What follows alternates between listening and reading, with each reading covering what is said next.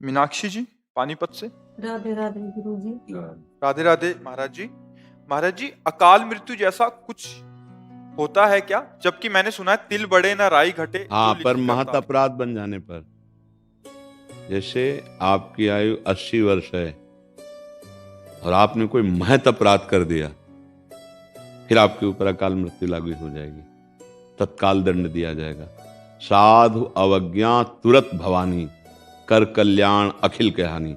जैसे कोई महत अपराध बन जाए, किसी महापुरुष का अपराध बन जाए। महत अपराधों में जैसे पुत्री है, अपने द्वारा पोषित है, पूज्य है, और अगर उसका किसी तरह से अभद्र व्यवहार या माता पिता के द्वारा ऐसे, तो बहुत से ऐसे महत अपराध हैं जो तत्काल आयु श्री कीर्ति उनको तत्काल नष्ट कर देते हैं, फिर वो अकाल मृत्यु को प्राप्त हो जाए। नहीं तो जैसे लिखा है राई घटे न तिल बढ़े, रहुरे जीव निशंक, वो तो बिल्कुल करेक्ट है। लेकिन अब वर्तमान में जो अपराध बन गया, तो तुरंत भवानी, कर कल्याण अखिल के हानि, समस्त शुभ कर्मों को नष्ट करके उसको तत्काल दंड मिलेगा। जैसे कुछ अपराधी होते हैं कानून के द्वारा दंड दिया, कुछ होते हैं सीधे गोली मारी जाती है।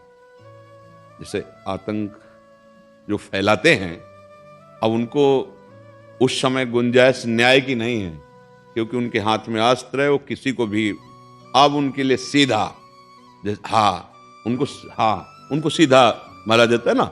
ऐसे ही जैसे हमसे कोई भयानक अपराध बन जाए, तो ये तो लोक व्यवस्था है, जो अनंत लोकों का स्वामी है, बड़े बड़े लोकपाल है, तत्काल उसको ऐसा भयंकर एक्सीडेंट करा दिया, ऐसा भयंकर हुआ गया कि गाड़ी लाख अंदर ही जल कर राख हो गए।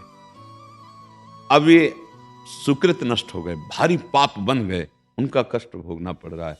और अगर अकाल मृत्यु का योग ना होता तो उसकी चर्चा ना होती ना। कि अपने आप पूरी आयु की मृत्यु की बात आई, तो शास्त्रों में अकाल मृत्यु की बात ही क्यों आती? तो अकाल मृत्यु आती महत अपराध बन जाने पर, तत्काल आपके सुकृत नष्ट हुए, आपको योग बनेगा और आप नष्ट हो जाएंगे।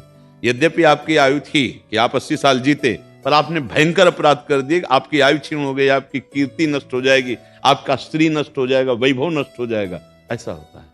वो फिर मृत्यु को तत्काल, अब जैसे अकाल मृत्यु जैसा कोई अपराध बन गया और बनने वाला और हमारी होने वाली, अब हम भगवान का चरणामृत, भगवान के आश्रय नाम तो कट सकता है।